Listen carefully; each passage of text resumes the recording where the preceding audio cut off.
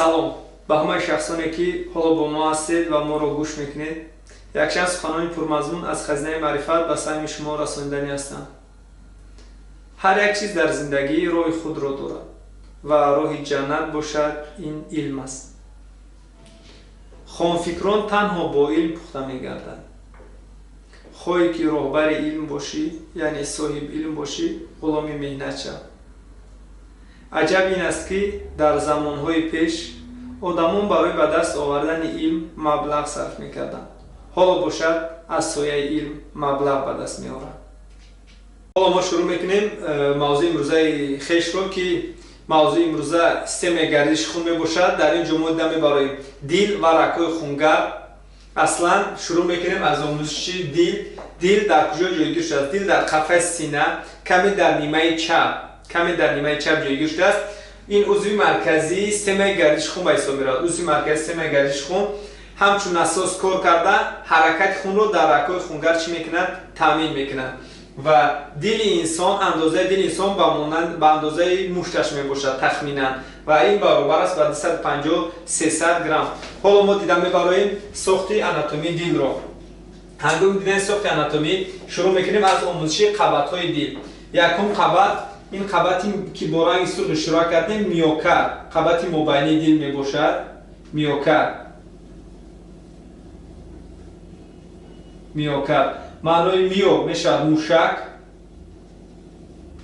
аз калимаи миология, яъне илм дар бораи мушакҳо, омӯзиши мушакҳо. миокард, мио мушак, кардио бошад чӣ? кардио ин дил мебошад. ва аз ҳама қабати ғафсарини дил ана миокард мебошад. қабати ғафсарин ки аз мушакҳои кундаланграх иборат аст. миокард аз мушакҳои кундаланграх иборат аст. яъне бофтаи миокард, савол шавад ки бофтаи миокард ин ба кадом намуди бофта дохил мешавад? Ба бофтаи мушакии кундаланграх ва аз ҳама қабати асосии дил ба ҳисоб меравад, ногуфта намонад. ва берун аз миокард, яъне аз самти беруни миокард, бибинед, аз тарафи беруни миокард, болои миокард, дар болои миокард ҷойгир шуда, ин қабат ном дорад эпикард. маънои эпи рӯй, кардио чӣ мешавад? кардио дил, рӯй. яъне қабати берунӣ аст. эпикард қабати берунӣ аз кадом бофта иборат аст? бофтаи пайваст кунанда. савол шавад кадом бофта? бофтаи чӣ мегӯем? бофтаи пайваст кунанда. инаш бошад бофтаи чӣ? мушакӣ. ва аз миокард дохил, дар зери миокард ҷойгир шудааст қабати дохилӣ ки ном дорад эндокард. маънои эндо мешавад дохил ва кардио бошад чӣ буд? кардио ин дил аст. эндокард аз бофтаи эпителӣ сохта шудааст. аз бофтаи эпителӣ. ва ногуфта намонад ки дар сатҳи берунии дил як сохтори махсус ҷойгир шудааст. халтаи дил мегӯем. халтаи дил нависам перикард. ин чия? халтаи дил. перикард ё халтаи дил мегӯем ки аз сатҳи берунии дил ҷойгир шудааст. диле ки мо дар инҷо тасвир кардем, ин дил дар шакли нақшавӣ мебошад ва диле ки мо дар асл мебинем чунин шакл надорад. мо дили ҳақиқие ки дар маркази миллии тестӣ меояд, дар саволҳо меояд, мо ӯро дида мебарем ки чӣ гуна аст. баъд вазифаҳои перикард. якум вазифаи перикард ин трофикӣ, яъне ғизодиҳӣ. ба дил ғизо медиҳад, ба дил ғизо медиҳад. дуюм вазифааш намнокӣ, яъне намнокӣ дилро таъмин мекунад. сеюм вазифааш ин муҳофизатӣ,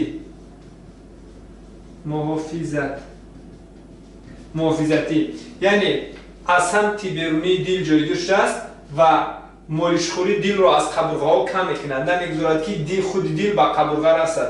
яъне чӣ ба қабурғаҳо? аслан перикард мерасад.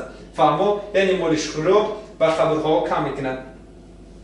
дили دل انسان گفتیم سه قبض دارد. قبض مبینی میاکارد، بیرون از میاکارد این جایگیرش است. اپیکارد داخل از اون اندوکارد. یعنی سه قبض دارد. بعد دل با خلطه دل پوشش است که نام دارد پریکارد. سه وظیفه دارد: غذادهی، نمناکی دل و محافظتی دل. محافظت دل رو چی میکنند؟ اجرا میکنند. دل انسان چهار حجرگی میباشد. چهار حجرگی دارد. وقتی که ما دل رو میبینیم چنین جایگیر شده است. قسمتی که از طرف راست جایگیر است این قسمتی راست دل و از طرف چپ دگی قسمتی چپی دل. ببینید انا این ساختار، این دهلیزی چپ، ساختارهایی که در بالا جایگیرند دهلیز ها، ساختارهایی که در پایان جایگیرند این میدچه ها. دهلیزی چپ، پایان از آن جایگیر شده است میدچه چپ. دهلیز چپ، میدچه چپ و در این قسمت دهلیزی راست و میدچه راست. دهلیز راست، میدچه راست. در بین دهلیز ها دیواره بین دهلیزی جایگیر شده است. در بین دو دهلیز راست و چپ دیواره بین دهلیزی جایگیر شده است که نمیگذارد دل از طرف چپ به راست یا اینکه از راست به چپ گذرد. در بین میدچه ها باشد دیواره بین میدچه ها جایگیر شده است که نمیگذارد که از یک سمت به سمت دیگر خون گذرد. در صورتی اگر با نقص داشتن این دیواره ها خون از یک جا به جای دیگر میگذرد که این هنگام بیماری های دل دیده می شود. نقصان ها میگیم. بعد گفتیم چهار حجره دارد، چهار حجرگی است و در بین خون دائما حرکت میکنه از دهلیز به میدچه، از دهلیز ها به میدچه ها خون حرکت میکنه، از دهلیز چپ به میدچه چپ، از دهلیز راست به میدچه راست حرکت میکنند. و در بین دهلیز چپ و میدچه چپ یک سوراخی جایگیر است، سوراخی، و در این سوراخی دروازه دیده میشه، دریچه ها یا کلاپن های دل. و بین دهلیز ها و میدچه ها کلاپن های دریچه دار دیده میشه. ببینید بین دهلیز ها و میدچه ها کلاپن های دریچه دار دیده میشه. در نیمه چپ در این قسمت این کلاپنی که دریچه دو دره میگه من اگر هم اشاره کنیم این کلاپنی دو دره و در مقابل این بین دهلیز راست و میدچه راست در اینجا کلاپنی چند دره؟ کلاپنی سه دره.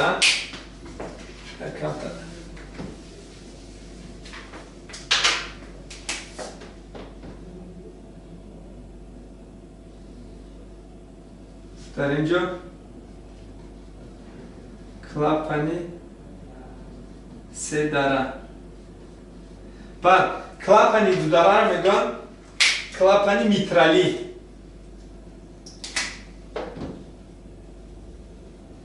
میترالی. سه دره شو باشه میگن تریکوسپیدالی.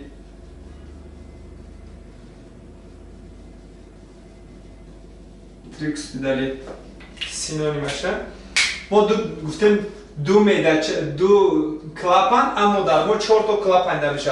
این دو تا خود کلاپن های دریچه دار در بین دهلیز ها و میدچه ها کلاپن های دریچه دار و در بین میدچه ها و رکای ماگیسترالی این رکای کلان با جایگیرش است. گروه دیگری درگوتای نه میبینید درگوتای چی؟ از میدچه چپ رگی که میبراید رگی کلانترین و کوتاهترین نام دارد. رگی کلانترین و کوتاهترین که این رگ نام دارد شاهرگ.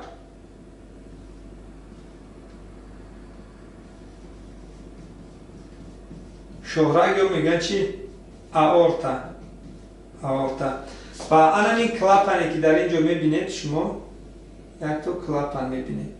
این کلاپن. این کلاپنی هیلال شکل است. کلاپن هیلال شکلی چی؟ آورتا. کلاپن آورتالی میگن این کلاپن شاهرگ یا کلاپن آورتالی این کلاپن هیلال شکل است. برای چی هیلال شکل میگن؟ کلمه هیلال شکل برای آنکه اگر شما شکل امیره ساختار امیره در حقیقت اگر حقیقی اون رو ببینید باید چی مانند دارد؟ به هیلال مانندی دارد. همه هیلال ماهی که پورا ناپورا است هم ماهی ناپورا چون این شکل داره هیلال نه. وقتی که شما ماه رو میبینید اگر ماه پورا شود ماه دایره شکل میشد. وقتی که ماه ناپورا باشد نیمی دایره میشد. نیمی دایره این بچی به هلال مانند است. از این رو چی میگن؟ هلال. اصلا که برای هلال مانند دارد ماه ناپورا چی میگن؟ نیمی ماه. کلاپانی هلال شکل. کلاپانی هلال شکل. بعد در بعضی حالات سوال میشود کلاپان ها از حساب چی حاصل میشوند؟ ببینید این قبطای دیل. قبطای دیل ببینید اپیکال، میاکال، اندوکال خودش اشارهش است. کلاپان ها حساب چی حاصل است؟ از حساب اندوکال. ما را این کبوت قد اشاره کردیم. نه کلاپان هم کبوته. یعنی این اندوکال دا از حساب اندوکال چی حاصل میشه؟ کلاپان های دیل حاصل میشود. کلاپان های دیل سوال شد از حساب اندوکال حاصل میشود. کلاپان سوم چی بوده؟ در بین میدهچه چپ و شهرک که نام دارد کلاپانی هلال شکل. این کلاپانی چی میگیم؟ آورتالی. این کلاپانی شهرک. بعد دیگر کلاپان این کلاپانی چیه؟ این هم هلال شکل. این هم هلال شکل و رنگی که ما میبینیم در اینجا همین رنگی که از میدهچه راست میبره نام دارد شریانی شوشی یا تنه شوشی هم میگن. تنه شوشی این شریان شوشی از کجا میبره؟ از میدهچه راست. از میدهچه راست میبره شریان شوشی. بعد خلاصه سوال میشه در دل چند کلاپان دیده میشه؟ در دل 4 کلاپان دیده میشه. 2 تا دریچه دار، 2 تا هلال شکل. دریچه دار میشه 2 دره و 3 دره. 2 دره در بین دهلیز چپ میدهچه چپ، 3 دره باشد در بین دهلیز راست و میدهچه راست. و کلاپان هلال شکل باشد. کلاپان هلال شکل. هلال شکلی شهرک داریم. هلال شکلی شریان شوشی. هلال شکلی شهرک در بین میدهچه چپ و شهرک. هلال شکلی شریان شوشی باشد در بین میدهچه راست. در بین میدهچه راست و شریان شوشی. ما گفتیم کلاپان ها از حساب چی هست میشه؟ از حساب اندوکال قبض داخلی. باز سوال دیگر کلاپان ها از چی عبارت است؟ کلاپان ها کدام وظیفه را اجرا میکنند؟ وظیفه یکمین درجه کلاپان ها به یک سمت روان کردن خون. خون دائما همیشه به یک سمت حرکت میکنه. هیچگاه از شهرک خون به میدهچه نمیگذره. در حالت معیاری اگر آسیب بینند میتواند شده، اما در حالت معیاری خون هیچگاه از شهرک به میدهچه و از میدهچه به دهلیز چپ باز نمیگردن. این قفا بر نمیگردن. در اینجا تنها یک طرفه حرکت میکنن. کلاپان ها تنها یک طرف شده میشن. اگر ما همینجا خورده دارن، خورده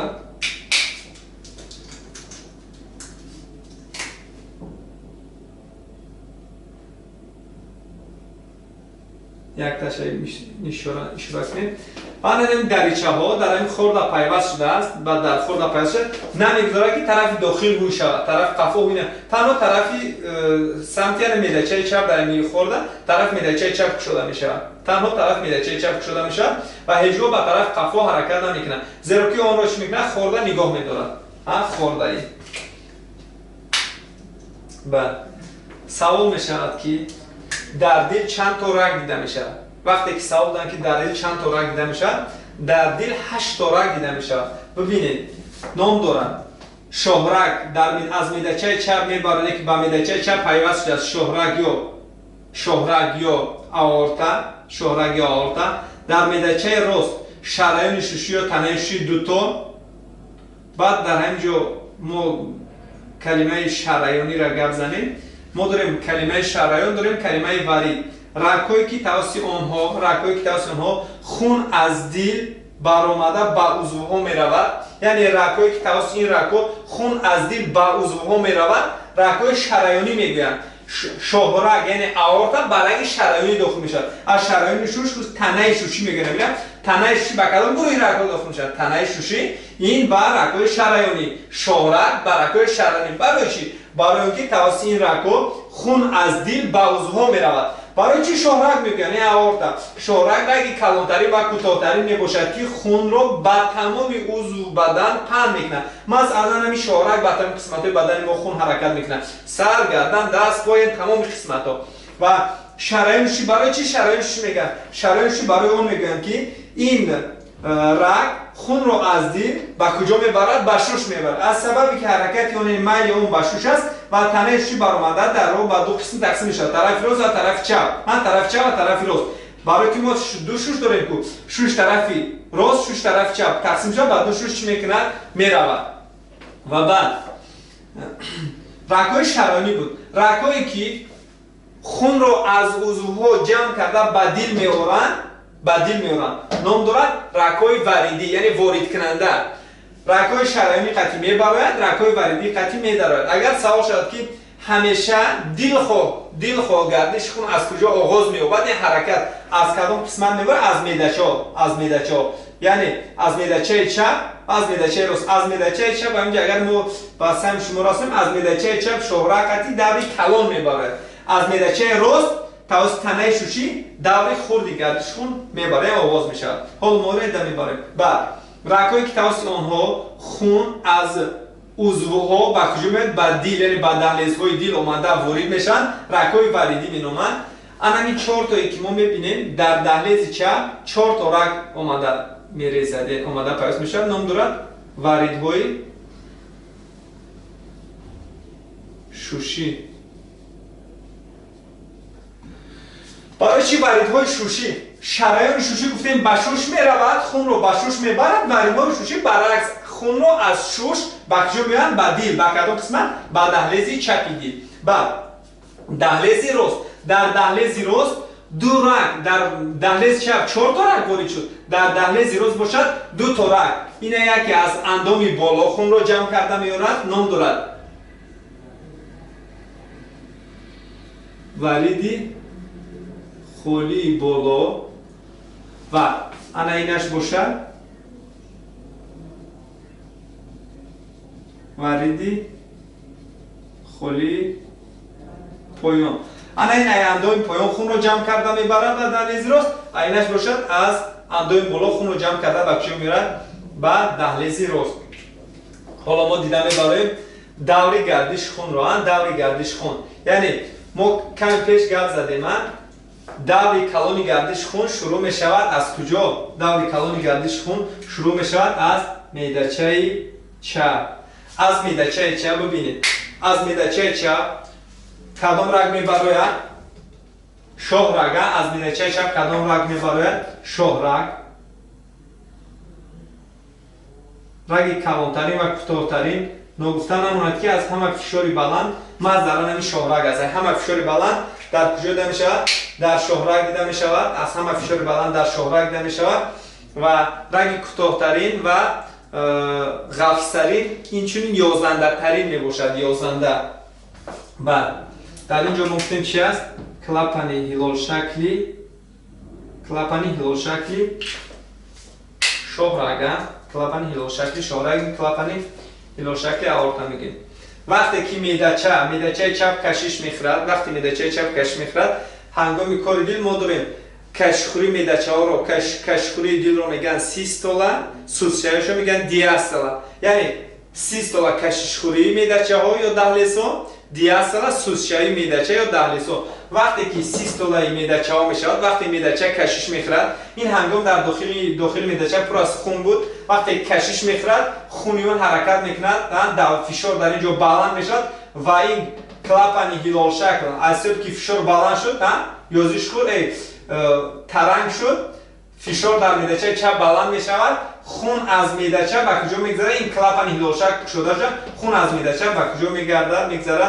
به شاه رگ. در اینجا اشاره کنیم که شاه رگ به دو قسم می رود. یک قسمش این طرف نشان دهیم. به کجا رفت؟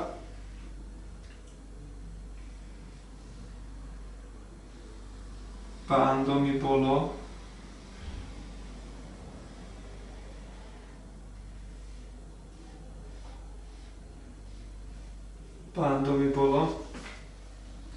یک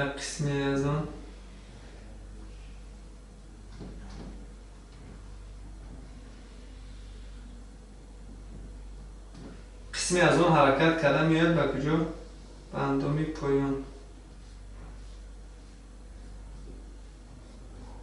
حرکت کرده میاد به اندام پایان.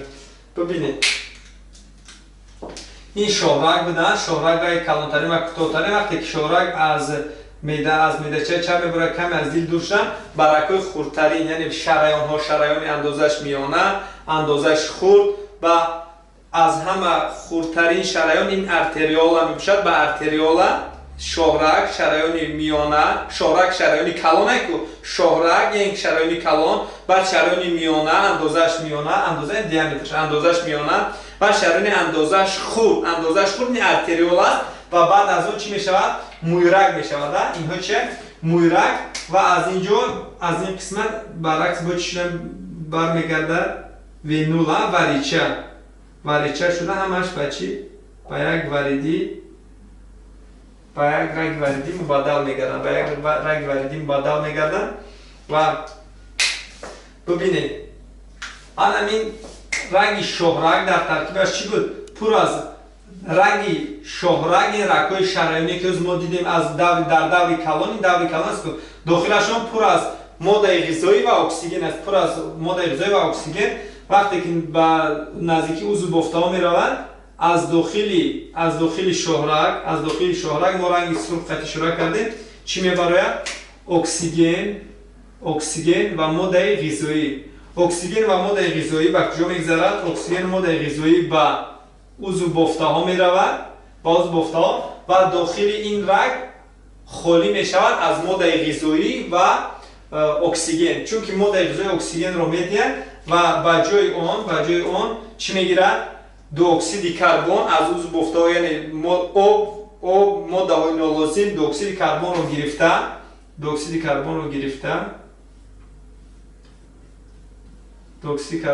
چی می شود؟ ورید. یعنی ورید خالی چی؟ بالا. انا بینید ورید خالی بالا که داخلش پر از چی است؟ داخلش پر از دو اکسید کربن و ماده های نالازم. دیدید در داخل رگش، در داخل شریان ها، در داخل شهرک داخلش پر از چی بود؟ پر از اکسیژن. رگ‌هایی که در ترکیبشون خون بیم، خونه که در داخلش اکسیژن زیاد دارد، خونی شریانی. خونه که در داخلش اکسیژن زیاد دارد، خونی شریانی. خونه که در ترکیبش دو اکسید کربن زیاد دارد، خونی وریدی. دقت کنید که خون و رگ دیگر چی؟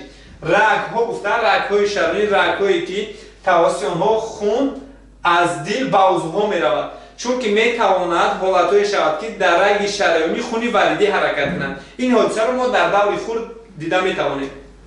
خلاصه در دور کلان در رگ‌های شریانی خونی شریانی، در رگ‌های وریدی خونی وریدی. از یادتون نبرید. در دور کلان گردش خون، در رگ‌های شریانی خونی شریانی، در رگ‌های وریدی باشد خونی وریدی حرکت میکنند و در دور خود باشد برعکس است. حالا ما این را دیده میبریم این رو. بعد در این منطقه نیست چون مثلا میدید اکسیژن هم ماده غذایی به کجا میگذرد؟ به عضو بافته ها و از آنجا از عضو بافته ها به چی؟ به داخل رگ‌های وریدی چی میگذرد؟ مویرک ها دو اکسید کربن میگذرد و در نتیجه ببینید همین خون شریانی به خون چی مبدل گردید؟ به خون وریدی مبدل گردید. در کجا؟ در مویرک ها. این منطقه را چی میگن؟ مویرک. برای چی در مویرک ها؟ همین قدر رگ‌هایی که ما داریم از داخل همین رگ‌های یگانه رگ‌هایی که سوراخی دارن این مویرک ها میشن. دیوارشون یک قبضه است، یک قبضه اندوتلیال دارن، دیوارشون یک قبضه است و در آنها چی؟ سوراخی خرد نمیشن که وظیفه چی؟ وظیفه مبادله ماده، مبادله گاز رو اجرا کنند. یعنی یگانه رگ‌هایی که سوراخی دارن این چی است؟ اینها مویرک ها میباشند. از این سبب سوال شد که رگ‌های مبادله‌ای گفته کدام رگ رو میگویند؟ رگ‌های مبادله‌ای این چی است؟ این مویرک ها میباشند. رگ‌های مبادله‌ای مویرک ها. و در سیستم گردش خون از همه سرعت پست، یعنی حرکت خون از همه سرعت پست‌ترین سرعت شما در مویرک ها میبینید. سوال میشد برای چی در مویرک ها از همه سرعت پست‌ترین؟ برای اون که سرعت پست شود تا اینکه مبادله ماده را چکنن امکانیت شود که تا مبادله ماده درست به عمل آید. اگر تیز گذرد مبادله ماده نادرست میگذرد. از این سبب سرعت حرکت خون پست می شود، تا اینکه مبادله ماده را به دست داده امکانیت شود تا مبادله ماده به عمل آید. و در نتیجه از اندام پایان از اندوی پایین از همه مویرک‌ها از همه مویرک‌ها مبادله ماده میشه و مویرک‌ها این قسمتش بود ارتریولا و این قسمت وینولا وینچه ارتریاچهش وینچه همش جمع شده با یک وینه کلون مبادل میگردن و رفته در کجا در دهلیز راست دل با آخر میرسن در دهلیز راست دل با آخر میرسن و در نتیجه ببینید ترکیب این رگ‌ها چگونه خون دارد. اگر اشاره کنیم چه خیلی خون میبرن. خونی که از این بود دهلیزی راست هم دهلیزی راست این میدچه راست و در دهلیز راست چی رو جمع میکنن؟ در دهلیز راست خونی وریدی رو خونی شرایین رنگش سرخی بلند سرخی روشن خونی وریدی باشد سیاه‌چتا میموشد سرخی سیاه‌چتا به خاطر که دو اکسید کربن دارد و رنگ او را چی میکنند؟ تیرگون میکنند. و از میدچه چپ کدام خون خارج شد؟ خونی شرایینی. ببینید این خونی شرایینی هستن. خونی شرایینی رفت تو این خونی شرایینی که رنگش بلند پر از ماده غذایی و اکسیژن بود رفته با عضو گفته چی ماده غذایی چیزای لازمی رو داد و در نتیجه خونی شرایینی به خونی چی مبادل گردید؟ به خونی وریدی مبادل گردید. داخلش پر از اکسید کربن آمده به کجا؟ به دهلیز راست دل به آخر رسید. در اینجا سوال می شود. یکم سوال دوری کلانی گردش خون از کجا شروع می شود؟ دوری کلانی گردش خون شروع می شود از میدچه چپ. دوری کلانی گردش خون در کجا به آخر می رسد؟ در دهلیز راست. دوری کلان از میدچه چپ شروع می شود. دوری کلان به آخر می رسد در دهلیز راست. هیچگاه وقتی که از میدچه چپ برآمد هیچگاه در دهلیز چپ وارد نمیشه چون که ما گفتیم هیچگاه از یک مثلا از دهلیز به خود دهلیز از یک دهلیز به دهلیز از میدچه به میدچه نمیگذره. این چونین از یک دهلیز از دهلیز همنام دهلیز چپ و میدچه چپ هیچگاه وقتی بازگشته رفته در از میدچه چپ برآمد در دهلیز چپ به آخر نمیرسد. مثلا همینجا صلیب قانون صلیبی است. یعنی صلیب میشه از میدچه چپ برآمد در کجا به آخر میرسد؟ در دهلیزی راست. از میدچه چپ آغاز شده در کجا به آخر میرسد؟ در دهلیزی راست. دوری خود باشه از کجا از میدچه راست شروع شده به کجا به آخر میرسد؟ در دهلیزی چپ. بعد دوری کلان توسط کدام رگ آغاز می‌یابد و آغاز می‌شود؟ رگ گفتن این میگه شاهرگ قطعی آغاز می‌شود. توسط شاهرگ آغاز می‌شود. کدام رگ قطعی به آخر می‌رسد؟ توسط رگ‌های وریدی خالی بالا و رگ‌های وریدی خالی پایان. رگ‌های وریدی خالی بالا و رگ‌های وریدی خالی پایان. و به کجا می‌روند؟ به تمام عضو بافته‌های ما رفته می‌رسند. چی وظیفه دارند؟ وظیفه‌اش دوری کلان وظیفه‌اش مبادله ماده هم ماده غذایی هم اکسیژن همه چی اشتراک میکنند. از سبب میگیم چی مبادله ماده. و شروع میکنیم حالا ما با آموزش دوری خردی گردش خون. دوری خردی گردش خون شروع میشود از کجا؟ از میدچه راست. از میدچه راست کدام رگ میبراید؟ از میدچه راست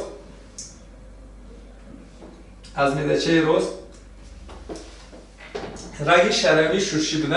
از میدچه راست رگ شرایینی شوشی میبراید.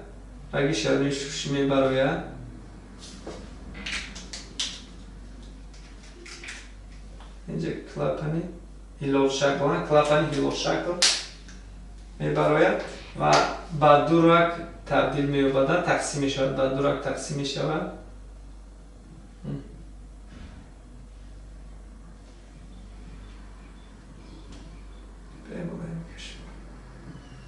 به کجا می‌رود؟ یکیش به شوشی چپ و دیگری به چی؟ به شوشی راست. رفته در شوش داخل این رگ پر از چی است؟ ببینید از دهلیز راست خونی وریدی وارد میشود به کجا؟ به میدچه راست و بعد از میدچه راست توسط وقتی که میدچه راست کشش میخورد هنگامی سیستولای میدچه راست خون به کجا میگذرد؟ خون به همین رگ شرایین شوشی و حرکت میکنند به کجا؟ به شوش هم و شو حرکت میکنند و در شوش میروند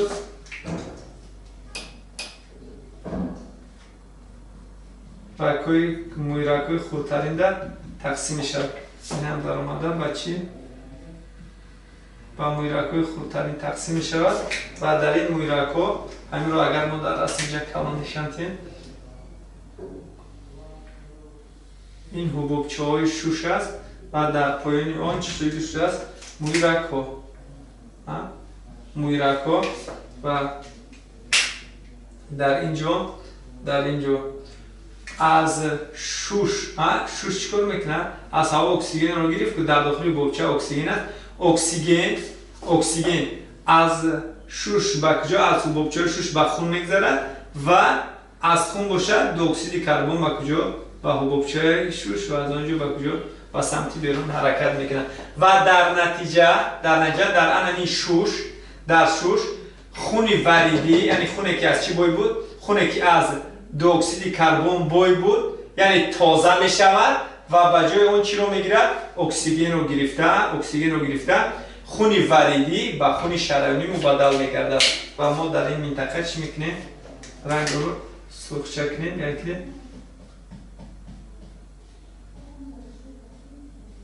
و خون وریدی به خون چی؟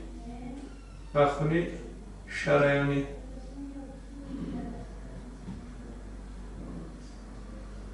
و از هر یک شوش دوتاگی رنگی وریدی چی میکند؟ اومده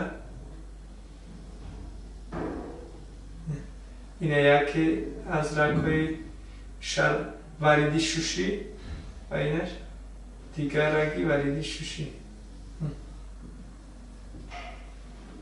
یعنی بینید اگر که در شوش مبادله گاز به عمل آمد، خون وریدی به خون شرمی مبادل گردید، یعنی خونی که پر از دی اکسید کربن بود به حبوبچه شوش داده از اونجا چه اکسیژن رو گرفتن به خون سر اکسیژن، این خون شرمی مبادل گردید و این رگ‌های وریدی شوشی هم. ببینید رگ‌های وریدی شوشی ما کمی پیشتر گپ زدیم که اگر در رگ‌های وریدی خالی بالا و پایان رگ‌های وریدی هم در رگ‌های وریدی دور کلان این به دور کلان داخل می شود. با رگ‌های وریدی یعنی دور کلان وریدی خالی بالا و پایان در ترکیبش خونی که از رگ وریدی است، خونی که باز از دی اکسید کربن باید، یعنی خون وریدی و رگ وریدی و خون وریدی و در دور خرد گردش خون این قانون ویران می شود. در رگ‌های وریدی شوشی که از شوش به دل می آیند، از شوش به کجای دل؟ به دهلیز چپ دل می آیند و دهلیز چپ دل می آیند در ترکیبشان خونی شرایینی دارند. این رگ‌های وریدی شوشی در ترکیبشان خونی شرایینی دارند، خونی که از اکسیژن بایست و در شوشی چپ نیست چونین حادثه روی میدهند و در نتیجه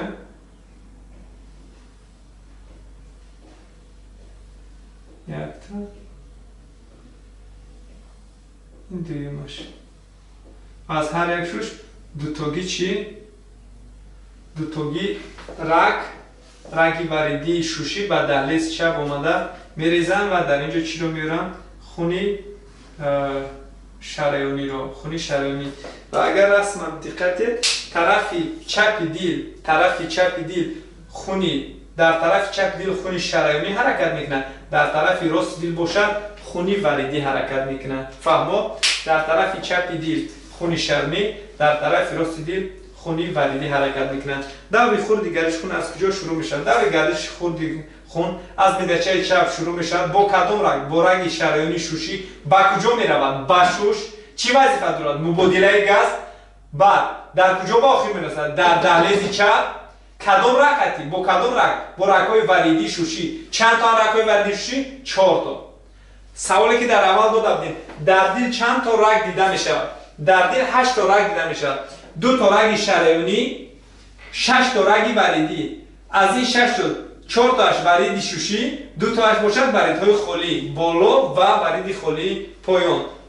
و بعضا وقت سوال میشود که خود دل از کجا غذا میگیرد؟ محض از همین خونه که در داخلش قرار دارد از اونجا غذا میگیرد. پس اگر از اونجا گیرد ببینید که در دهلیز راست معده‌چه روز در ترکیبش خونی وریدی دارند. پس در این منطقه غذادهی نامکمل میشود؟ نه. هیچگاه دل از همین داخلی که کاوکی دارد از این خونه که در کاوکیش قرار دارد از آنجا غذا نمیگیرد. غذاگیری بارک‌های مخصوص که در کجا جایگیر است؟ همین شاهرگ، پیازک شاهرگ داریم. پیازک در قفوه اینمی کلاپانی هلال شکل شاهرگ است. در قفوه همون چی جایگیر است؟ دو تا رگ‌های چی؟ رگ‌های توجی یا رگ‌های کورونری میگن. رگ‌های توجی یا رگ‌های کورونری وقتی که خون از معده‌چه چپ سیستم معده‌چه چپ میشه کشش میخورن، خون به کجا میگذرن؟ خون به شاهرگ. خون به شاهرگ اینجا ما یک کلانتر کرده نشون دهیم.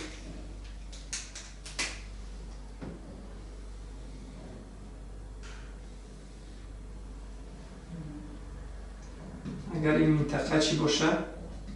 این منطقه که توضیح کنیم شد.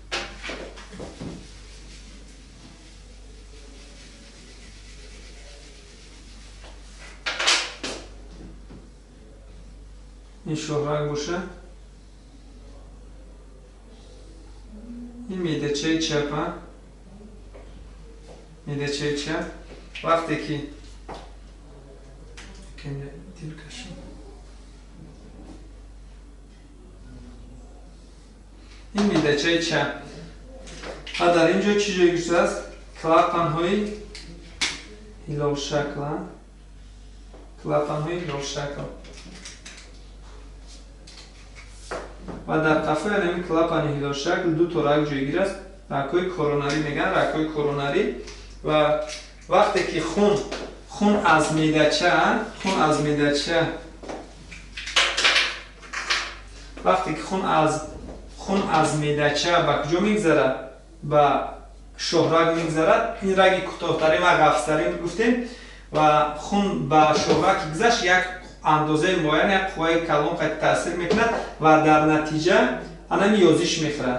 یک کمی حاصل میشه. الان یازش میخوره، کمی حاصل میشه و قدر کلان میشه و در نتیجه خون میخواد که برعکس قفا برگردد در داخل چی وارد شود؟ معده‌چه چپ وارد شود. چون که در اینجا دورینی بلند بود، در معده‌چه چپ دورینی بلند بود، کشش کرد، خون رو به شاهرگ داد. الکی فشار در کجا بلند است؟ فشار در شاهرگ بلند است، فشار در معده‌چه چی پست.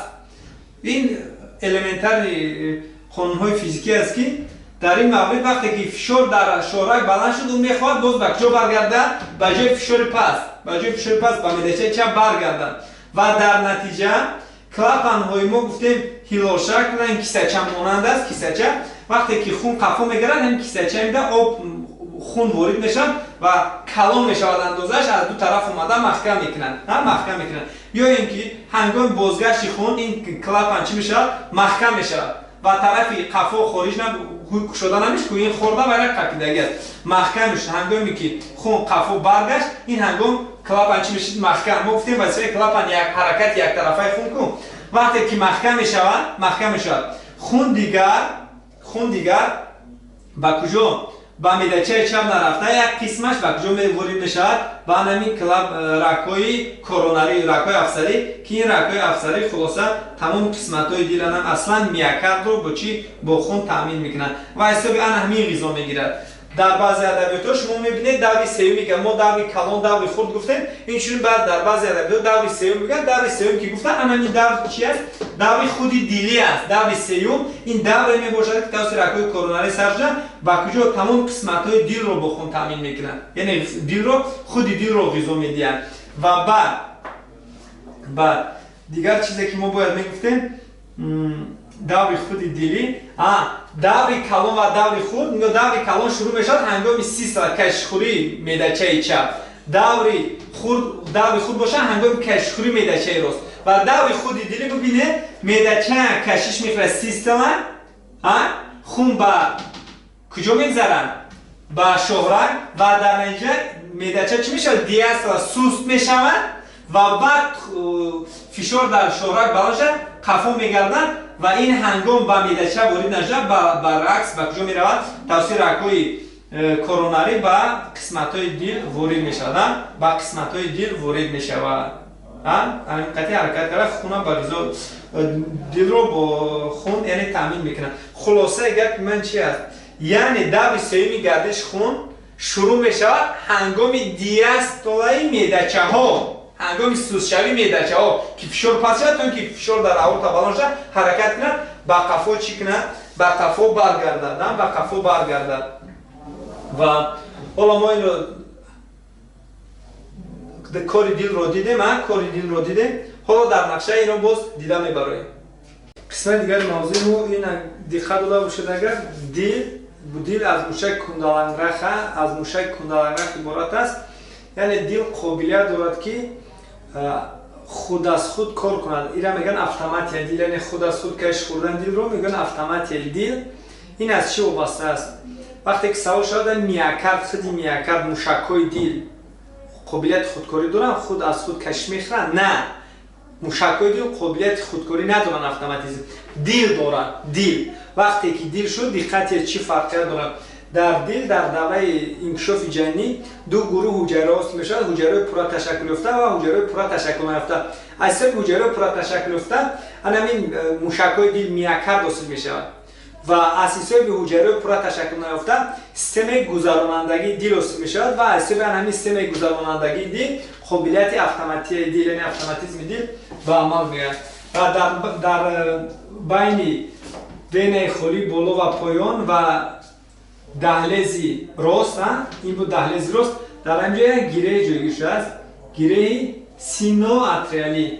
گیره سینواتریالی معنای سینو همین وینه های خالی بالا و پایان رو سینوس میگن. سینوس خالیگی میشه، خالی.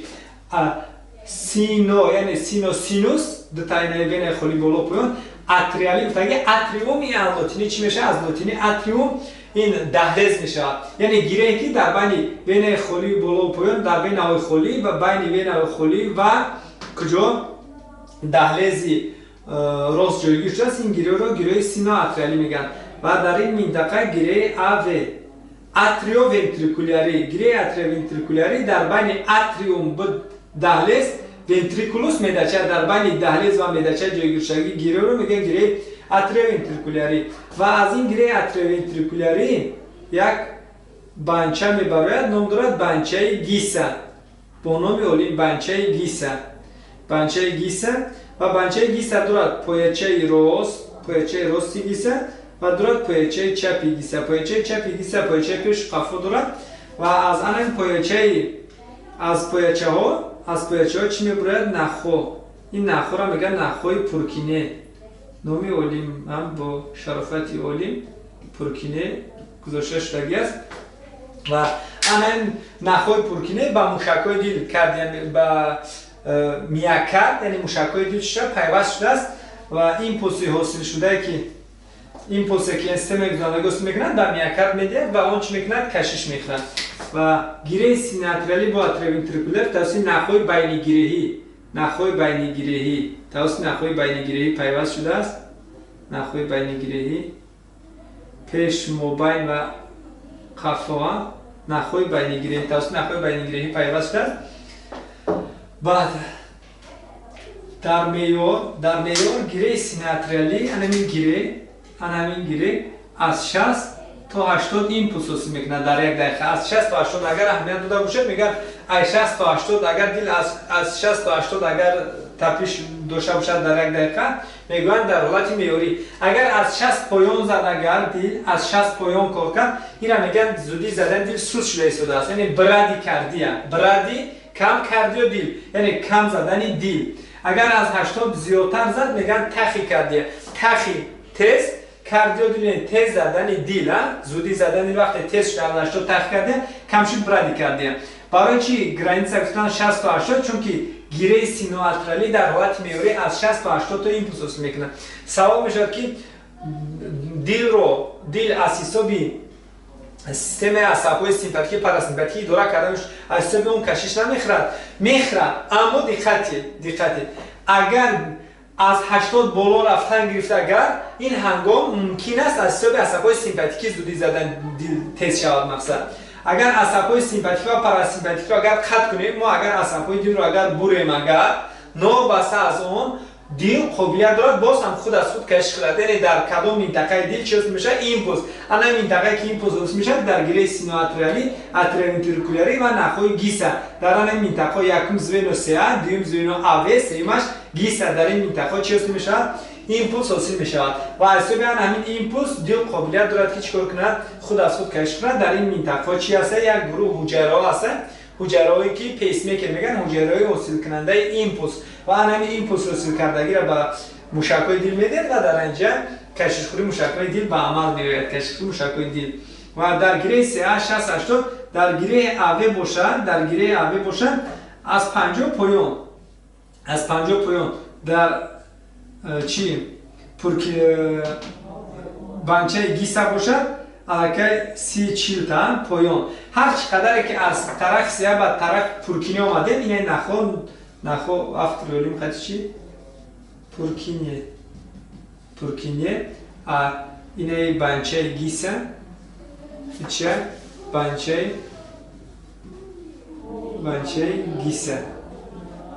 گیسه این گیره اتریو سه سینو اتریالی اینش باشد گیره اتریو ونتریکولیاری این پایچه راستی گیسه، این پایچه چی چپی گیسه. وقتی که در حالت میوری گیره سینو اتریالی این پولس حاصل میکنه، دیگر قسمت های سیستم این همش سیستم گذرانندگی دل است از سبی حجره های پورا تشکل یافته حاصل شده است. وقتی که گیره سینو اتریالی اگر فعالیت میکنه این هنگام تمام قسمت های در زیر اون بوده تنها یک وظیفه را اجرا میکنه، وظیفه گذرانندگی. وقتی که گیره سینو اتریالی اگر این پولس حاصل میکنه این هنگام این ایمپولس توسط نخهای بانچه‌های بینگیری به سیه و از آنجا به گیسه، از گیسه تا نخهای پرکینی آمده میرسند، تنها میگذرانند. در حالتی که گیره سینو اتریالی از سیه به اوه ایمپولس گذشته نشد، اگر قطع گردید گذشت ایمپولس، این هنگام لحظه اوه انتظار میشد که دل وقتی کار نکرد، این هنگام باید اگر در حالتی که از سیاه به اوه ایمپولس نامد دیگر قسمت ها در نفر من اینجا محاصره شد اگر دیگر میگم بلاکت اگر محاصره شد اگر هنگام محاصره در حال وظیفه حاصل کردن ایمپولس رو در ریتم دل رو کی نظارت میکنن؟ گیره اتریوونتریکولاری. اگر این نکنن الکه سیستولا کشکوری استری نبودن کشکوری دل کش نخور، این هنگام یعنی مرگ ما رو انتظار است. برای همین بعد از سیاه با چی داریم ما؟ اگر سیاه فعالیت نکرد این نوبتا ما اوه داریم. اگر اوه هم کار نکرد این هنگام چی به کلام میگیره این وظیفه رو؟ بانچه گیسه. یعنی این سیستم گذرانندگی دل است و قابلیت دارد که این ایمپولس حاصل کند و حساب ایمپولس حاصل کرده این چی موشک‌های دل کشف کنند. برای همین ما گفتیم میاکارد خودش وقتی که ما اگر این بانچه ها اگر بنده محکم کنیم این هنگام کشخوری دل قطع می‌گردد و با این رو ما معین کردن می‌توانیم که موشک‌های دل خودشون اتوماتیزم خودشون قابلیت کشخوری ندارن، کشف کردن نمی‌توانند. کشخوری آنها را چی سیستم گذرانندگی دل تامین می‌کنه، و دقت که این دهلیزی راست است. یکم پنجشوی ایمپولسی اثر مرگ ایمپولسی برای کشخوری یکم از کجا آغاز می‌برد؟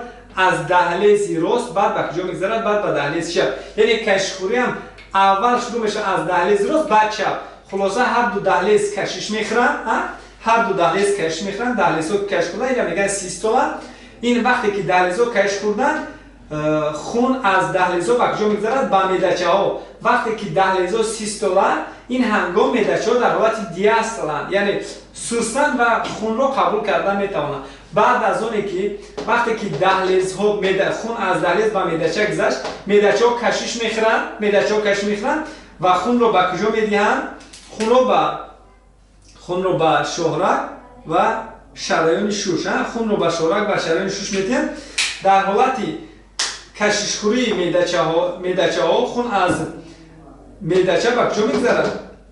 به شهرک و شرایطشین رگ‌های ماگیسترالی میگن، رگ‌های کلان به این منطقه میگذرد. یعنی در حالتی که میدچه در حالت سیستولا است، این کششخوری است، این هنگام دهلیزها در حالت دیاستولا میباشند. دیاستولا و در نتیجه همین در وقت سیستولای میدچه ها این هنگام دهلیزها چی میشن؟ با خون پر میشن. این بین خوری بالا و پایان و واریدهای شوشی به دهلیزها چی آورده میرسونن؟ خون رو آوردن میگیرن و این با خون پر شدن میگیرن. فهمو؟ و دقتی دکو سیکل کاری دیل، سیکل کاری دیل، سیکل کاری دیل ببینید ما داریم سیستولا، دیاستولا و یک تا دیگر دمگیری عمومی یا پوزه عمومی میگن. سیستولا این بود کششخوری، دیاستولا این چی؟ سوس شوی. و سیستولا ما داریم در چی؟ دهلیز و میدچه ها. دیاستولا در چی میشه؟ در دهلیز و میدچه ها. ببینید که سیستولای دهلیز ها کششخوری دهلیز ها دوام میکنند 0.1 ثانیه. 0.1 ثانیه سیستولای دهلیز ها 0.1 ثانیه و سیستولای میدچه ها باشد 0.3 ثانیه. ببینید 0.1 ثانیه سیستولای دهلیز ها 0.3 ثانیه سیستولای میدچه ها. در اینجا ببینید وقتی دهلیز 0.1 ثانیه کشش خورد، بعد از این میدچه 0.3 ثانیه کشش میخورد، 0.1 0.3 میشد 0.4 ثانیه این دوام کرد. 0.4 ثانیه این سیستولای هم دهلیز هم میدچه که بنابرد یکم دهلیز 0.1 بعد میدچه 0.3 در بعد از 0.1 0.3 در حال شروع میشه چی؟ دمگیری عمومی دوام میکنه 0.4 ثانیه. 0.4 ثانیه دقت اینجا که وقتی که دهلیز 0.1 ثانیه کشش خورد، بعد از اون میدچه 0.3 ثانیه 0.3 ثانیه 1 2 3 کشش میخورد، دهلیز 0.1 میدچه 0.3 بعد از این 0.4 سکوند دیگه دم میگیرن، 0.4 ثانیه دم میگیرن. یعنی 0.1 0.3 بعد از این با دمگیری باز بنابرد، یعنی بنابرد دیر کش میکنم دهلیز میدچه دمگیری دهلیز میدچه دمگیری 0.1 ثانیه دهلیز بعد از این سوس میشود 0.3 ثانیه دیگر 1 2 3 تیزه چی میشود؟ میدچه بعد از این با دمگیری عمومی. خلاصه اگر دقتی در وقتی که دهلیز کشش میخورد هیچگاه میدچه کش نمیخورد، چون که وقتی که دهلیز کش خورد میدچه سوس میشه تا که خون به کجا گذره؟ به میدچه گذره. اگر هر دوشون یک بار کش خورد خون نمیدوند که به کجا را، هر دو طرف چی کشخوری خون از میدچه خون به بالا و از دهلیز باشه خون به پایان به هر طرف مقصد پریشان میشه. از این رو ببینید با یک میزان حرکت میکنن، بنابرد هر یک ساختار بنابرد کش میخورن، بنابرد موج ایمپولس بند میشه. ببینید دمگیری کاری دهلیز سیستولای دهلیز 0.1 ثانیه، سیستولای میدچه 0.3 ثانیه و دیاستولا دمگیری کشخوری سوس شوی دیاستولای دهلیز چقدر است؟ وقتی که میدچه کش میخورن 0.1 1 2 3 0.3 ثانیه وقتی که میدچه کش میخورد در این مورد دهلیز چی میکنه؟ دهلیز دم میگیرد. یعنی از حساب میدچه دهلیز 0.3 ثانیه دم میگیرد. این چونین با داریم چی؟ دمگیری عمومی که هم دهلیز هم میدچه هر دویشون دم میگیرن. پوز عمومی میگه که نه دهلیز نه میدچه یگان تا این چی کش نمیخورد. یعنی دهلیز دیاستولا دمگیری دهلیز از حساب میدچه از حساب کاری میدچه 0.3 از حساب دمگیری عمومی 0.4 یعنی دیاستولای دهلیز دیاستولای دهلیز 0.7 ثانیه دوام میکنن. از دیاستولای میدچه چی؟ ببینید وقتی 0.1 ثانیه وقتی که دهلیزها کش میخورند، در این مورد معدچه چی میکنند؟ دم میگیرد. یعنی از معدچه از حساب دهلیز 0.1 ثانیه، چون که کاری دهلیز 0.1 ثانیه معدچه از حساب دهلیز دم میگیرد و از حساب دمگیری باشه 0.4. در عموم چی میشه؟ 0.5 ثانیه. 0.5 ثانیه این چی است؟ دیاستالای معدچه 0.5، دیاستالای دهلیز 0.7، سیستالای دهلیز 0.1، سیستالای معدچه 0.3. خلاصه یک سیکل کاری دل به چند برابر از گفتن ما میگوییم 0.1 ثانیه دهلیز، 0.3 ثانیه معدچه، 0.4 ثانیه دمگیر عمومی میشه. 0.4 یعنی 0.8 ثانیه. این چی است؟ یک سیکل کاری دل در حالت معیاری. اگر دل تست زد این 0.1 میشه 0.7، 0.6، 0.5. ببینید ما میگیم با حساب میانه مثلا 75 ضربه چگونه اینا میوبند؟ زودی زدن دل برابر یک دقیقه، در یک دقیقه حساب میکنن که تقسیمی یک دقیقه تقسیمی علمی چی؟ یک سیکل مثلا نه؟ یک سیکل کاری دل یک سیکلش چند قدر است؟ اگر شما میبینید که یک دقیقه 60 ثانیه یکی زودی زدن دل 0.8 باشد، 0.8 ثانیه. در این مورد زودی زدن دل چند میشود؟ 75 تقسیم کنید ضربه در یک دقیقه، 75 ضربه در یک دقیقه. وقتی که اگر زودی همین در اینجا اگر زودی زدن دل چند شود؟ 0.6 شود. اگر 0.6 60 تقسیمی 0.6 میشود چند؟ 100. این هنگام زودی زدن دل تیز میشه. یا اینکه اگر در یک ثانیه یک ضربه زند، اگر 60 تقسیم 1 میکنیم چند میشه؟ 60 ضربه در یک دقیقه. بعد این بود سیکل کاری دل از زودی زدن دل. چگونه ما زودی زدن دل رو میابیم و دیگر قسمت چی ما نگفتم موندیم باز؟ کاری دل، سیمه گذرانندگی و حرکت خون در رگ‌های وریدی. همین را گفته گذاریم چون که در رگ‌های شریانی وقتی که دل کشش میخورد حرکت خون رو در رگ‌های شریانی تامین میکنه. وقتی که دل کشش خورد این هنگام حرکت خون در رگ‌های شریانی به عمل میاد، یعنی با قوه کشخوری یعنی قوه پرتافتی خون از معدچه ها به رگ‌ها، این هنگام حرکت خون در رگ‌های شریانی به عمل میاد. اما در رگ‌های وریدی چگونه مثلا حرکت خون در رگ‌های وریدی عملی میگردد؟ اگر همین رگ وریدی باشه، همین رگ وریدی باید خون از پایان به بالا حرکت کند، باید خون حرکت کند. اما قوه کشخوری دل دیگر نمیرسد به این. وقت هر چقدر که از دل دور شدن گرفتیم دیگر قوه چی میشود؟ قوه کشخوری، قوه تیله دادن سوس شدن میگیرد و شما میدونید که خون حرکت کرده تا رفت در روی رگ‌ها علاقه حرکت خون به درجه سوس میشه که 0.1 سانتی متر در یک ثانیه، یعنی سرعت حرکت به نهایت پست شده است علاقه. بعد دیگر قوه دل نمیرسد مثلا که تیله کنه تا از نوک انگشتان ما خون به بالا حرکت کنند و چگونه خون از پایان به بالا حرکت میکند علاقه.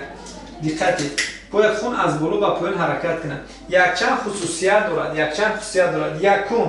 یکم خصوصیت همین که در رگ‌های وریدی در داخلشون چی دارند؟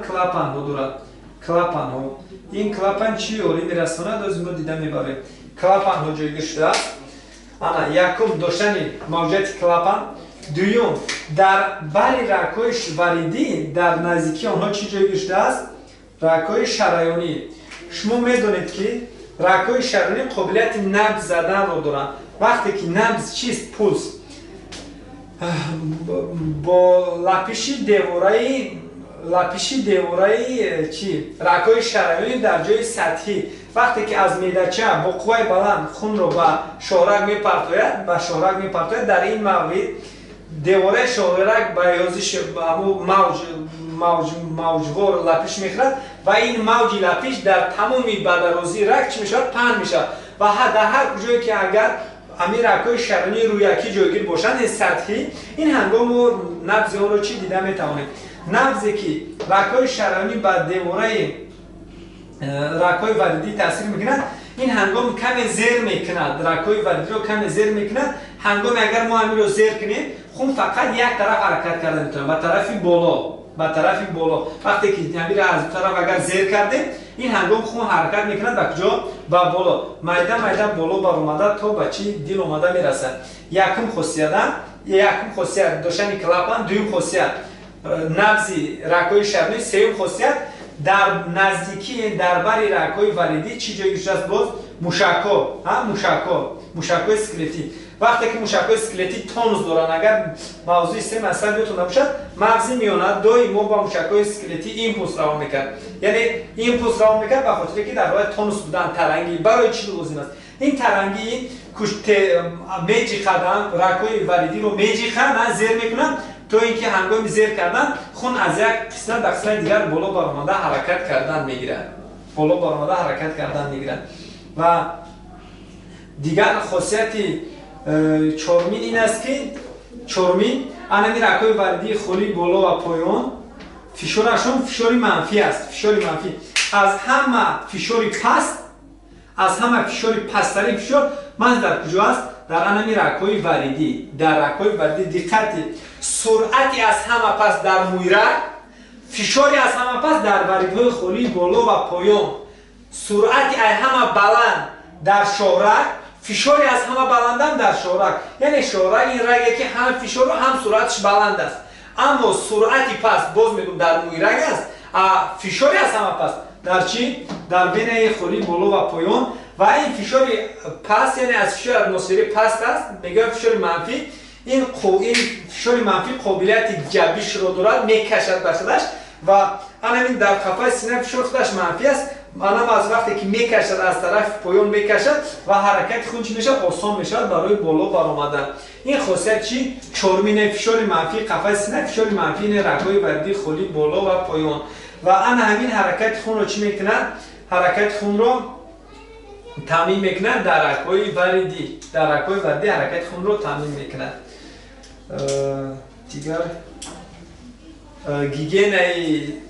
گیگن سیستم دل و رگ‌ها، گیگنشون یعنی چگونه مثلا